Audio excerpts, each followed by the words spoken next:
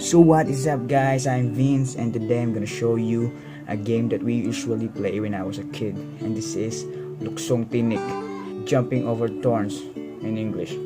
So before we start, make sure to give a like and smash that subscribe button if you haven't, and keep watching.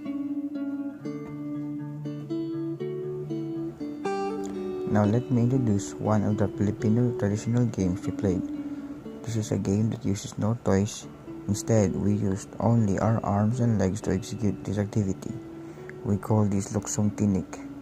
The objective of the game is for all players to jump over the height of the piled hands of the two players that has been left out after the selection for so-called base players, or taya in Tagalog. A player must avoid hitting the piled hands with any part of his body or clothing.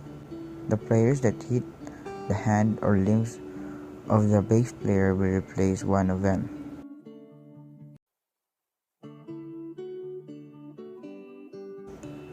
The base players are selected through either showing the backhand or the palm. The two players that are left out will be the base players. Two players on the base sit facing each other, putting a foot forward and touching the other player's foot. Then, the players except for the base players will now start to jump over. When all members are done jumping over the feet, the players on the base add a hand at a time. The palm and the fingers are wide open above their feet. The same process is repeated until all the base players have piled out their hands over. When all the jumpers have successfully jumped over without hitting the hands of the base players, the game is repeated with the jumpers leaping over again.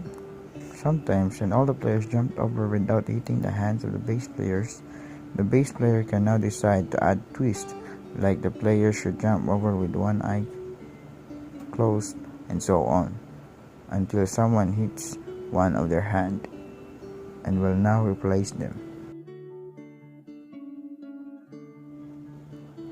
Upon playing this game, you will be able to improve your vertical leap as well as your agility.